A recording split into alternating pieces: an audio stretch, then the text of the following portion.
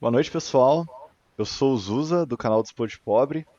Hoje eu estou muito bem acompanhado aqui pelo Ney e pelo Bola, Fala galera, e aí pessoal? e nós vamos passar pelo resultado do terceiro trimestre de 2021 da Log. Hoje é dia 27 de outubro de 2021 e vamos dar início aí ao estudo. Então, a Log é uma empresa que já tem alguns vídeos dela aí no canal. Ela é uma empresa que fabrica galpões logísticos e o balanço dela é muito distorcido por marcação a mercado. Eles fazem reavaliação dos ativos a valor presente. Essa reavaliação de ativos que eles fazem, ela impacta o lucro líquido sem efeito caixa. Então, basicamente, conforme ela vai construindo um galpão, eles vão avaliando essa construção do galpão para falar assim, olha, hoje esse galpão vale tanto e o valor que eles jogam, que eles entendem que vale, né? Isso aí vai como se fosse um lucro líquido, só que não é dinheiro entrando na empresa, né? É simplesmente uma avaliação contábil. Então a empresa ela atua em duas formas de ganhar dinheiro, né? Uma forma é ela construindo galpões para vender e a outra forma é alugando esses galpões. E as duas formas dela estão interligadas, porque conforme ela aluga os galpões, né, os galpões se valorizam mais ainda. Isso, conforme ela tem menos vacância e o valor dos aluguéis aumentam. Isso aí vai dando uma percepção de mercado, né, de que aqueles galpões têm um valor maior e ela consegue vender o galpão maior lá na frente. Então, a atividade principal da empresa é a construção dos galpões para venda, mas o aluguel complementa essa atividade principal. Então, vamos passar aí pelo resultado do terceiro trimestre. É, Ela traz um resuminho aqui, né? Vou começar com vocês pelo resultado financeiro do terceiro trimestre e vamos direto para o quadro dela aqui. Depois a gente volta no início e fala sobre os tópicos. Então, a empresa separa em para EBITDA e EBITDA para atividade de locação. A mesma coisa ela faz com os fundos das operações, né, que é basicamente uma geração de caixa dela. Ela tem os fundos das operações para atividade de locação e ela faz isso com lucro líquido. Eu gosto de olhar muito esse indicador aqui, ó, os FFO, e principalmente o FFO para atividades de locação, que nisso aqui a gente vai ver quanto que efetivamente entrou de caixa da empresa de locação no período, né? Então, para vocês terem uma ideia, como eu falei que o lucro dela era totalmente distorcido pela reavaliação de ativos, você tem aqui que ela é, informou um lucro líquido, né, no terceiro trimestre de 95 milhões de reais, mas o que realmente entrou de caixa para a empresa foi 31 milhões de reais, né? Isso aqui foi o que ela gerou de locação dos galpões dela. E uma margem alta, né? Você vê que 84%, ela tem 16% de custo aí no caminho, mas uma margem alta da atividade de locação. E quando a gente compara, né, os 9 meses de 2021 com os 9 meses de 2020, você vê um aumento nesse valor aqui, ó, significante, de 36%. Então, sim, a empresa vem gerando um resultado melhor nas atividades de locação dela, que é a atividade secundária, certinho? Então, passando só rápido por esse ponto, para a gente explicar, a alocação dela segue tranquila, ela tem uma vacância, ela joga essa aqui vacância estabilizada pelo seguinte motivo. Quando ela produz um galpão novo, esse galpão ele não está inteiro locado ainda, né? Ela faz modulação dos galpões, então ela vai pegando o galpão e aluga uma parte dele, fica outra parte sem alugar, né? Então, no longo prazo, a vacância dela tende a ser menor. Mas quando o volume de entrega dela é maior, ela vai ter uma vacância maior no período, justamente pelos galpões novos impactarem mais a vacância. Então ela faz esse indicador aqui da vacância estabilizada, para você ter uma ideia do que pode ser a vacância dela no futuro, considerando o tempo que os galpões dela, depois de pronto, demoram a ser alugados, né? Então a vacância é muito baixa, A média no Brasil está girando em torno de 10%. Você vê os galpões de alta qualidade dela tem uma vacância de 2,67%. A inadimplência ínfima, né? 0,6% de inadimplência. Quando você tem um case dela que tem inúmeros galpões, dá para desconsiderar essa inadimplência aqui, né? Menor do que 1%. Então, e essa PPI aqui, ó, propriedades para investimento, é meio que o que a empresa considera que ela vale. É como se fosse um ativo do líquido das construtoras. Ela faz essa conta aqui das propriedades para investimento. Nós vamos ver isso aqui com calma mais na frente. Então aqui ela vem falando o que ela entregou, né? A empresa tem esse plano aqui, todos por 1,5. Era um plano que inicialmente chamava todos por 1, depois virou todos por 1,1 e agora é todos por 1,5. E a proposta da empresa é entregar 1,5 milhão de área bruta locável até 2024, até dezembro de 2024, né? Ou seja, até 1º de janeiro de 2025, ela tem que ter entregue 1,5 milhão de ABL desde o começo do plano. Esse plano começou em 2020, então nós já estamos aí com quase 2 anos no caminho e ela tem 2 anos pela frente, né? Então ela fala aqui, ó, esse trimestre entregamos 114 mil metros quadrados de ABL e ela joga quantos por cento que desses metros quadrados que pertencem à LOG, ela faz parcerias no desenvolvimento desses galpões. Então, às vezes, o terrenista fica com uma parte, ela não tem que desembolsar caixa, né? E ela fala aqui, ó, com alto nível de pré-locação, 85% já pré-locados. Então, vocês lembram que eu falei aqui que da vacância, né? É por causa disso mesmo, ó. Então, 85%, você tem 15% de vacância quando o galpão fica pronto. Mas, com o galpão pronto, fica mais fácil de alugar e provavelmente ela vai tender a chegar nesses 2,6% de vacância. Então, ela fala aqui que entregou 4 projetos em 3 estados. No trimestre, ela conseguiu novos contratos Build to Suit. Para quem não sabe, Build to Suit, gente, basicamente o seguinte: a empresa chega para ela e fala assim, ó, eu preciso de um galpão de tal e tal maneira, e contrata a construção desse galpão, ela vai lá e constrói já com um preço pré-determinado da maneira como a pessoa contratou. Então isso aqui é uma notícia muito boa, né? Ela ter novos contratos. São 33 mil ABL no Ceará e 73 em Pernambuco, né? As empresas de e-commerce provavelmente aí indo para o Nordeste, você tem 100 mil metros quadrados de ABL novos contratados que não estavam nos planos da empresa. Então, você vê que a empresa é um ramo novo de crescimento da Log que não estava no radar desses 1.5. Então, a empresa gera valor para a gente dessas duas formas, né? Pelo aluguel e pela construção de novos galpões que estão sendo locados e possivelmente na venda desses galpões que ela está construindo, que vai gerar caixa para ela conseguir construir novos galpões, né? Hoje a empresa roda aí numa margem operacional aqui de 40% da venda dos galpões. Aqui eu peguei uma tabela para vocês terem uma ideia como que o resultado da empresa é completamente distorcido. Nesse site aqui, Oceans 14, é um site que você consegue olhar 5 empresas, é aberto, né, até 5 empresas. Então eu trouxe aqui. Olha como que é distorcido, gente. O lucro dela é maior do que a receita líquida.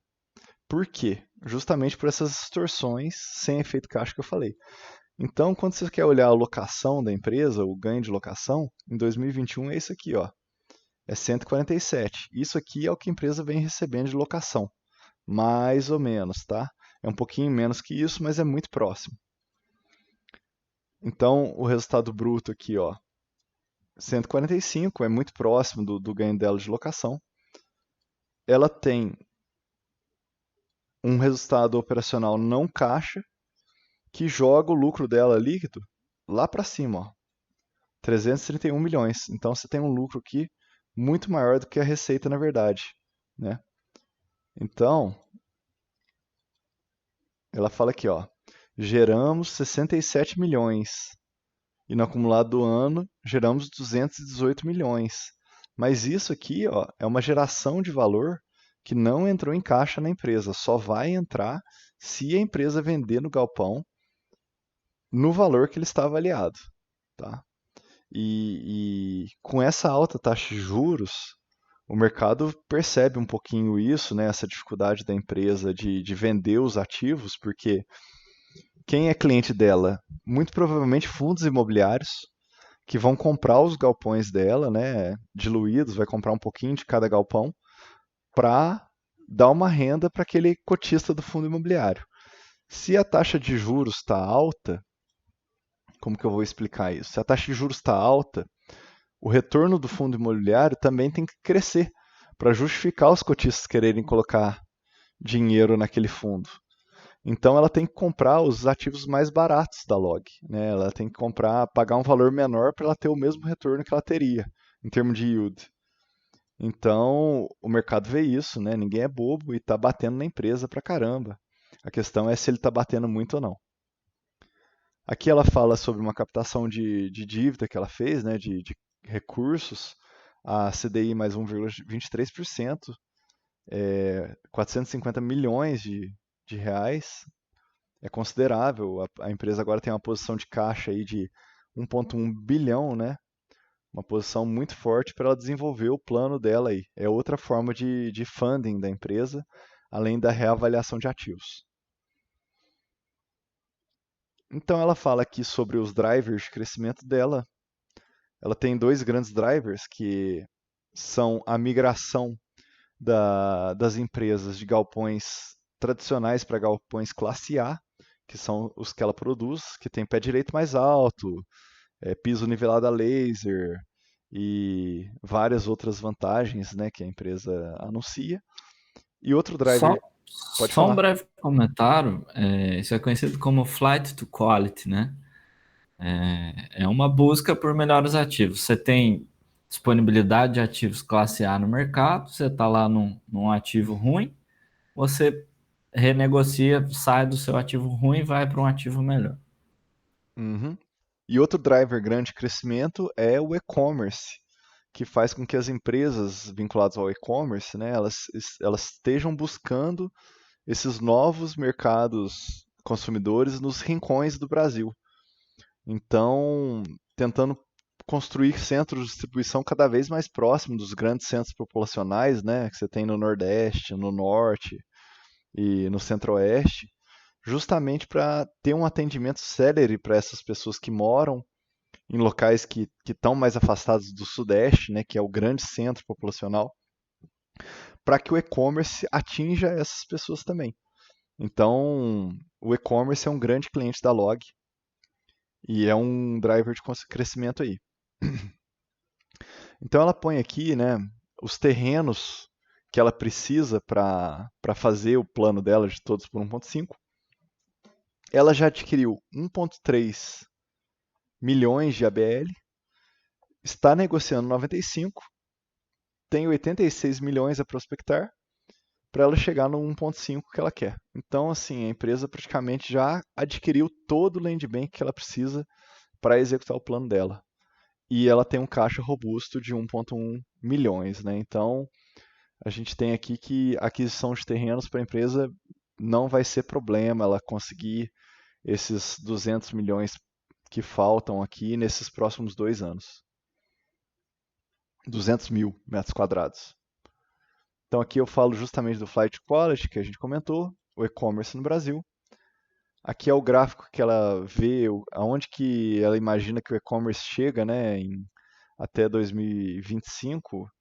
Eles entendem que 24% do varejo no Brasil vai ser de e-commerce até 2025. Você vê que a Covid deu uma aceleração no crescimento aqui, ó, ele vinha lentamente, mas deu uma aceleração e continua acelerando, né? Em 2021 a estimativa é que seja 16% e no final do plano dela que atinja 22% de penetração. Aqui ela fala sobre os projetos em andamentos dela. Ela tem 10 projetos em andamentos no momento. Olha o tanto de ABL em construção que a Log tem, né? Ela já entregou 931 mil, ela está construindo 430 mil e está desenvolvendo 914 mil. O que é em desenvolvimento? É o seguinte, é que ela já está prospectando o terreno, né? É do projeto 1.5 dela.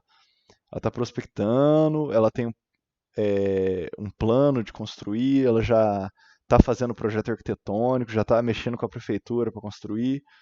Então, assim, obviamente que os projetos demoram tempo, né, para acontecer. Então, você tem aí um driver de crescimento muito grande. A empresa vai mais do que dobrar nos próximos 2 anos, se ela conseguir executar o plano dela, né? Então aqui mostra para gente o portfólio de receita dela, né? Quais que são os clientes da Log? Você vê que tem muitos clientes de e-commerce e muitos clientes também que têm eles têm atividade no Brasil inteiro, né? Olha só, Magazine Luiza, Via Varejo, B2W, JSL, que é uma transportadora, e os clientes dela às vezes não estão vinculados diretamente ao e-commerce, mas eles têm indiretamente setores que estão crescendo do e-commerce, né? Você vê as transportadoras, elas estão muito ligadas ao e-commerce. Então você põe aqui várias transportadoras, né? Empresas de logística. Você tem rede de farmácia, rede de venda, né? Então, é, isso mostra o driver que a gente já falou sobre a empresa, né? De que o e-commerce está puxando a empresa para novas regiões não exploradas no Brasil, para atingir uma população cada vez maior, cada vez mais rápido.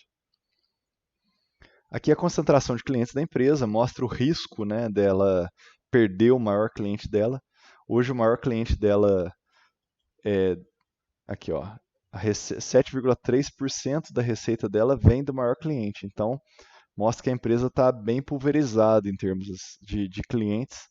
Se ela perder o maior dela, ela não é tão atingida assim em termos de receitamento. Aqui ela tem o cronograma de vencimento dos contratos. Você vê que a maior parte dos contratos aí tem concentração de vencimento acima de 48 meses, 4 anos. Mas você tem. Não, na verdade, menti, né? A maior parte, 60%, vencem nos próximos 4 anos e tem 40% acima de 4. Mas a empresa vem conseguindo renovar os contratos, né? E vamos dizer que essas porcentagens para os próximos 24 meses, 40% dos contratos vencendo, né? 37%, não está tão perigoso assim para a empresa. Se ela conseguir renovar esses contratos, mas é um indicador que eu acho que a gente tem que acompanhar. Aqui a absorção dela, né, são as renovações contratuais. Ela está mostrando quanto que ela consegue renovar dos contratos dela. A vacância que a gente já falou, né? Hoje a vacância dela é de 4,4%, mas como teve muitas entregas, ela entende que a vacância dela vai tender aqui a 2,7%. Então a real hoje é 4,4% e ela põe a média brasileira que é 10%. Inadimplência, você vê que depois da pandemia, né, esse ano, um ano que teve um aumento da taxa de juros, você tem um aumento da inadimplência, subiu de 0,2%, que era desprezível, 0,6% ainda é muito baixo, mas também temos que acompanhar a inadimplência, né, ver aonde que esse indicador chega aqui, se ele vai estabilizar nesse preço, se ele não vai continuar, mas eu não ficaria preocupado com 0,6%. É muito baixo, mas triplicou, né? Tem que Triplicou. pôr um sinal de alerta aí. Sim, acompanhar, né? Nada que nos gere uma preocupação nesse momento. Então aqui ela fala um pouquinho sobre a gestão dos ativos, né? Ela faz a administração não só ela recebe a locação pelos galpões, como ela administra os condomínios de galpões, né? Então ela tem esse serviço também que ela entrega para os clientes dela, que é, é uma receita de condomínio. Ela é ínfima, viu, gente? Nem vale a pena levar em consideração essa receita, mas é mais uma atividade da empresa, né? Ela é uma solução completa, ela coloca aqui, ó. Isso é um valor da empresa, né? A solução completa e integrada. Então a pessoa que aluga dela, vai pagar aluguel para ela vai resolver tudo do condomínio da pessoa, vai resolver luz, vai resolver segurança, portaria, vai ter um espaço ali para carga e descarga dos produtos. Então, assim, ela resolve o problema do cliente dela. É uma empresa muito focada no cliente. Então, aqui, ó, 83% é abastecido com energia renovável. Ela tem 916 mil metros quadrados de ABL administrados. Então, ela fala que o custo de energia dos clientes dela é menor do que o do mercado. E por aí vai. Os galpões maravilhosos, né? Eu acho que esse aqui é de Betim. Não, esse aqui é ó, Juiz de Fora. Esse aqui é de Contagem. Os dois em Minas Gerais. Estrutura de capital. A estrutura de capital tem uma pegadinha dela aqui, que se você olhar o endividamento da empresa, você vai ver o seguinte: o caixa da empresa, eu não estou muito acostumado a usar esse site aqui, vamos ver se eu acho o cara. Aqui, ó. Quando você olha o caixa da empresa, você vai ver aqui, ó, 360 milhões. Então ela vai ter um caixa líquido negativo, porque a gente viu lá que ela tem uma dívida, né, um passivo. Cadê as dívidas da empresa? Cadê o caixa líquido? 1,1 bilhão de empréstimo, né? Então, se você fizer a conta aqui do 1,1 bilhão de empréstimo menos o caixa, você vai falar que a empresa tem um caixa líquido negativo de 800 milhões. Mas a questão é, ela tem, além do caixa líquido dela, vamos achar, um minutinho só. Aqui.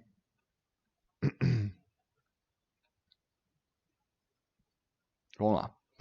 Quando a gente viu lá que no quadro tá que ela tem 300 milhões em caixa, mas a empresa está falando aqui que ela tem 1,1 bilhão. Por quê? Olha só. Contabilmente, ela só pode jogar que ela tem como caixa o dinheiro que ela tem disponibilidade imediata, né? É dinheiro em conta corrente, conta poupança praticamente. Mas além desse caixa aqui, em dinheiro de disponibilidade imediata, a empresa tem títulos e valores imobiliários de curto prazo e de longo prazo. Então, apesar dela ter imediatamente disponível 360 milhões, ela tem em caixa 1,1 bilhão. Então, vamos dizer, a gente sabe que ela não vai precisar usar esse 1,1 bilhão de uma vez. Para ela desenvolver os projetos dela, né, que ela já está em construção lá, se a gente viu que ela tem 10 imóveis em construção, esses 360 milhões para ela são suficientes. Ela pode deixar uma parte do caixa dela em fundos de curto prazo ou de longo prazo, que isso aqui, quando ela for precisar do dinheiro, ela vai ter ele, né? Então, se a gente for olhar a relação dívida líquida EBITDA dela, vai estar negativa. Mas, justamente porque essa relação dívida líquida EBITDA usa o caixa e não considera esses investimentos aí de curto e longo prazo que não tem liquidez imediata. E isso resulta no quê? Resulta no trimestre ela não ter tido despesa financeira. Ela teve ganho financeiro, ela. Quer ver? Vamos achar aqui. Resultado financeiro. Olha só. Ela gastou 10, 11 milhões no pagamento das dívidas, mas como ela tem 1,1 bi em caixa e ela investe esse 1,1 bi, entrou para ela 14 milhões e ela lucrou 3,3 milhões ainda com os recursos que ela tem em conta. Então, assim, em termos de estrutura financeira, a empresa é totalmente controlada. É outro ponto que a gente, nesse momento, não precisa preocupar com o endividamento da empresa. Se você olhar nos quadros que tem nos sites aí, a dívida líquida EBITDA dela vai estar em 2,6, assim, próximo a 2,6, 2,5, né? Aí você assusta, você fala assim, poxa, a empresa está chegando num limite de endividamento que é preocupante, ela não vai poder se endividar mais, porque senão vai ficar cara essa dívida, né? E isso vai consumir o lucro. Mas a gente vê que isso seria uma análise superficial, porque hoje ela tem um ganho financeiro em cima do caixa dela, ela tem muito espaço aqui para se endividar ainda, e isso não vai impactar tanto o lucro dela. Beleza? Então, estrutura de capital da empresa completamente controlada. Desempenho financeiro, né? Vem na onde que a gente falou, a receita dela de locações. Olha como é que ela receitou aqui, ó, 37 milhões de locações. Aqui é os custos dela. A gente vê que em termos de despesas operacionais, no ano contra ano teve uma redução de 40% das despesas operacionais. Então a empresa ela gerou aí de locação 37 milhões, né? Mas ela gastou nesse trimestre 10 milhões. Você pegar no ano 17 milhões de despesa e ela receitou 110 milhões. Então, em termos de despesa operacional, a gente pode ficar totalmente tranquilo com relação à empresa, né? Não tem um custo grande aí, impacta pouquíssimo mesmo a receita dela de locação, né? Uma empresa controlada nesse sentido. Aqui é o resultado financeiro que a gente já falou. Imposto de renda, imposto diferido é o seguinte: como ela faz a reavaliação dos valores patrimoniais dela, né? É, e ela tem um lucro sem efeito caixa, o imposto dela sobre esse lucro fica diferido para os anos seguintes. Ela só vai pagar o imposto desse lucro que ela teve quando ela vender o ativo. Quando ela realmente tiver entrada de caixa, aí ela vai pagar esses impostos. Então ela tem um déficit aqui, né, de impostos que entram no balanço, mas que não tem efeito caixa imediato, só vai ter efeito caixa quando ela vender efetivamente o ativo. O que tem efeito caixa é esse aqui, ó, ela pagou nos 9 meses de 2021 25 milhões de impostos. Em 2020 ela pagou mais imposto porque ela conseguiu reciclar mais ativos. Aqui entra os quadros da atividade de locação que eu mostrei para vocês no começo.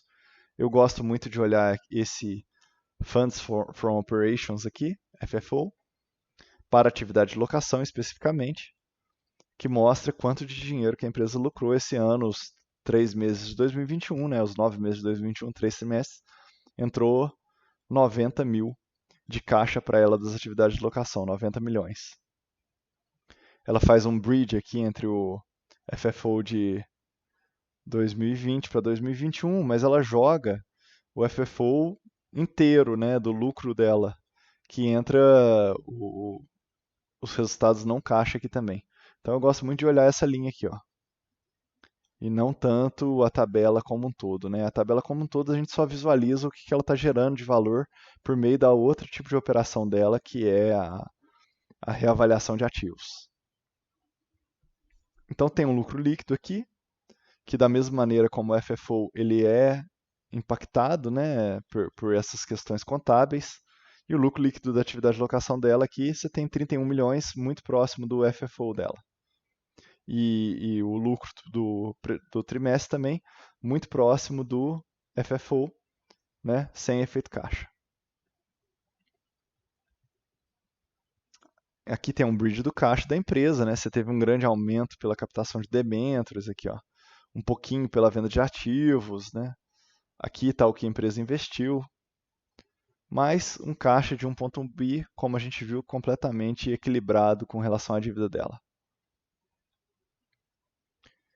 Aqui está um pouquinho da estrutura de caixa dela. Eu acho bobagem a gente entrar tanto nos detalhes. Ela faz aqui uma discriminação das dívidas, para você ter uma ideia do custo da dívida dela, quais que são as debêntures que ainda tem para vencer. Então a gente vê aqui, ó, você tem em 30 de nove de 2021 uma dívida bruta de 1,3 bilhões. Então, se você olhar lá, a gente vai ter uma dívida líquida de 1 bilhão, né? Porque o que você pode considerar de caixa é só os 3 bilhões, mas na verdade a conta que a empresa faz são esses 1,3 menos 1,1. Então seriam 200 milhões de dívida líquida. E essa dívida líquida que ela faz a conta aqui, ó, distorcida, né? ela está representada aqui, ó, nesse critério que ela usa aqui, ó. Tanto que ela usa, ela considera o caixa dela como, apesar dele não ser de liquidez imediata, né? Ela considera dessa forma, ela considera 1.1, ela não considera os 300. Então você tem um valor aqui, né?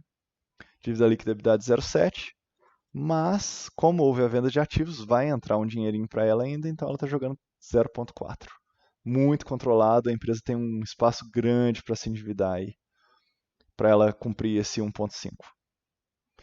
Aqui você tem uma média do custo da dívida dela, né?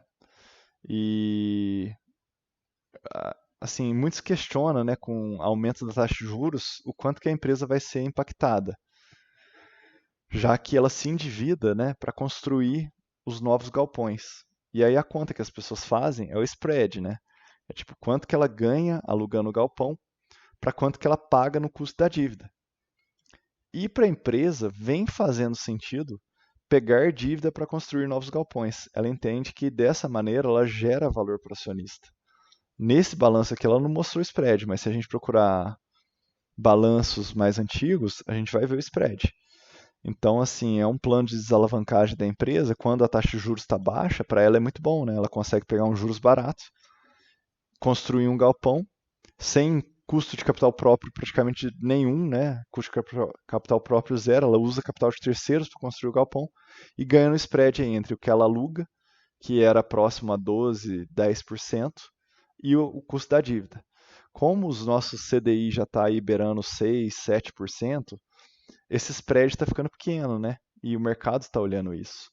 Então você tem aí, se o CDI tiver 7% mais 1,6, ela vai estar aí girando nos 8,6 de dívida e recebendo 10% de yield sobre a locação. Então o ganho da empresa fica pequeno. Eu acho que é uma maneira, assim, hoje um pouco falha de ver a empresa quando você vê que ela tem uma estrutura de capital muito equilibrada, conforme a gente já viu.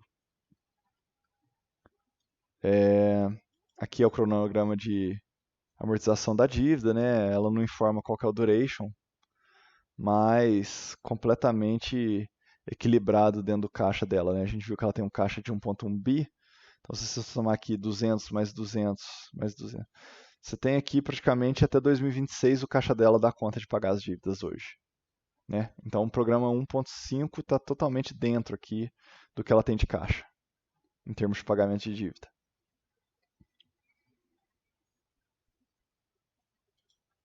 Eu acho que é isso, está bem passado o balanço. Agora, um ponto que me chamou a atenção, que é um ponto bem negativo, né? Eu fiz um vídeo para vocês da Log aí, usando essa tabela Kit Investidor que tem no site deles. Esse aqui é o do segundo trimestre de 2021 e eu estava fazendo algumas comparações com o do terceiro trimestre de 2021. O do segundo trimestre, a gente viu aqui que a empresa provavelmente entregaria esse trimestre 162 mil metros quadrados. E do programa 1.5, todos por 1.5.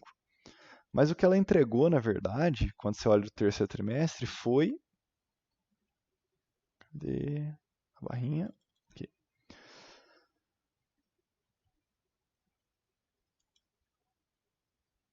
Aqui. Foi 102 mil metros quadrados. Ou seja, ela tinha expectativa de entregar 162 e entregou 102. Né? Aqui ela até coloca que houve a reciclagem de 20 mil metros quadrados contemplado nas entregas. Eu não entendi direito o que ela quis dizer com essa informação, mas eu entendi que provavelmente ela reciclou isso aqui, né? Então ela deveria ter entregue 120 aqui, né? Mas foi abaixo do que estava programado no trimestre passado. E quando você olha o quarto trimestre, que ela pensava em entregar 70, agora ela já pensa em 66. Em 2022, que ela pensava em 460, agora ela está falando em 430. Então ela está empurrando as entregas que antes estavam concentradas mais agora, lá para 2023, 2024. Olha só como que, quando você vê 2023 aqui no trimestre passado, ela estava falando em entregar 370, né? E agora ela está falando em entregar 390. mais 20 aqui, né? Então ela está falando em entregar 410. 2024 ela estava falando em entregar aqui 108 mais 240, que dá 350, mas agora ela já está falando em entregar 300 e 420, ou seja, ela jogou boa parte do plano dela do 4.1, do 1.5, lá para 2023, 2024. Saiu de agora o plano dela. Então, isso me incomodou um pouco, me fez questionar se a empresa não se precipitou nesse um plano 1.5 aí por um bom momento econômico que a gente vinha tendo e agora a empresa está tendo que repensar esse plano que ela tinha lá atrás. Isso, lógico, que pelo balanço a gente não conseguiu ver, mas é uma dúvida que ficou negativa na minha cabeça.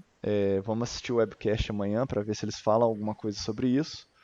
Se eles não falarem, é algo que eu acho que vale uma ligação no RI para dar uma conversada e entender o que está acontecendo aí, porque o plano deles não foi cancelado, mas foi jogado para os próximos anos aí, né?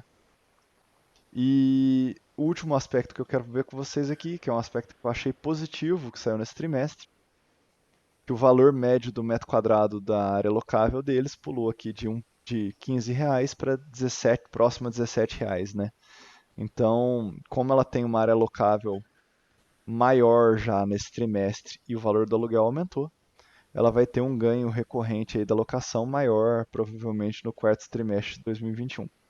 Então, um aspecto muito positivo. Você vê que vinha sambando o preço da locação dela aqui, inclusive reduzindo de 2017 para cá, mas agora ela conseguiu repassar um pouquinho aí para os clientes dela, o valor da locação.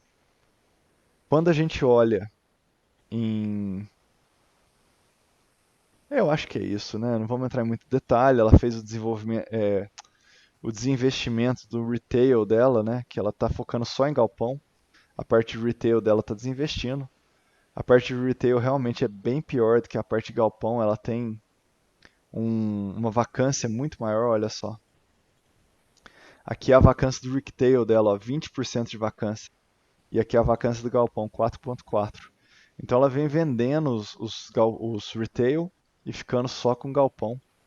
Eu imagino que esse setor aqui de retail, de shoppings horizontais, é um setor que passa por uma crise, mas mesmo assim a empresa está conseguindo passar eles para frente e focar no core business dela, que vai ser galpão logístico classe A.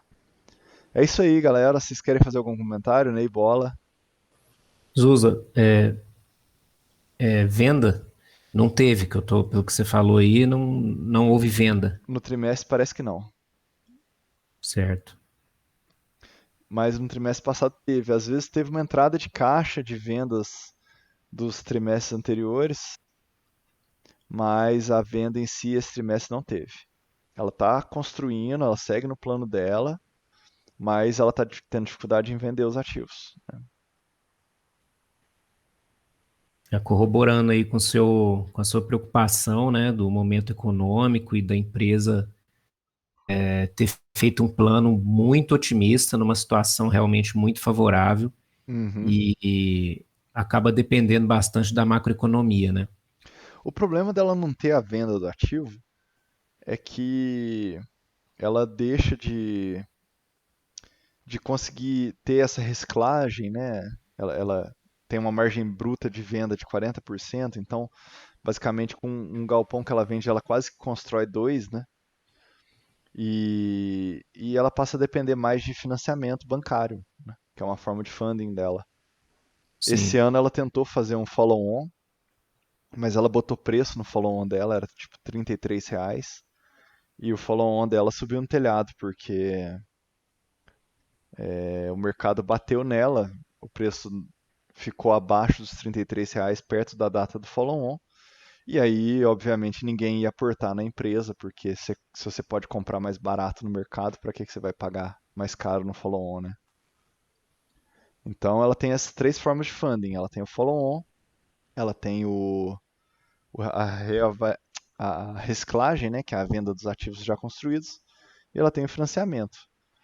Então, assim, como eu falei que a empresa tem dois ramos de negócio, né, ela tem a locação e ela tem a venda, eu acho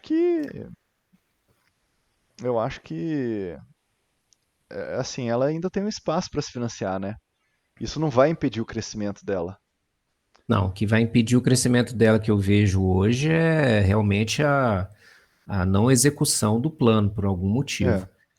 Agora, ela não teve venda esse trimestre, mas ela teve a contratação de BTS, né? Build to Suit. Então ela não vendeu agora, mas ela arrumou cliente que vai comprar um galpão já contratado dela, de determinada maneira. Ó, você vai construir para mim, e aí na hora que ela entregar, o cliente paga ela. Então ela teve uma venda de longo prazo. Lá atrás ela vai receber essa venda que ela fez nesse trimestre. Ela não teve venda assim de um galpão dela que já estava pronto e ela vai entregar. Mas ela teve uma venda de uma contratação de um projeto para ela construir um galpão para a pessoa. Legal. Né? Então a empresa segue essa linha de build to suit dela. Esse ano foi bem frequente, né? Foram 5 BTS contratados por ela. Provavelmente as pessoas reconhecendo a capacidade da empresa em construir galpões de alta qualidade. Né? Interessante. Beleza, galera? Então é isso aí. Log tá passada. Achei um resultado assim morno, né? Vocês veem que ela tá o valor da alocação dela vem patinando ao longo do tempo. O grande foco na empresa aqui é ver se ela consegue executar esse todos por 1.5 aí e ter esse crescimento expressivo aí nos próximos praticamente 2 anos, né? 2 anos e um trimestre agora. Beleza? É isso aí. Valeu. Sigam os Pod Pobre no YouTube e no Spotify. Abraço, galera. Curtam Falou, pessoal. e dê um like no canal aí, deixe seus comentários. Um abraço, até a próxima.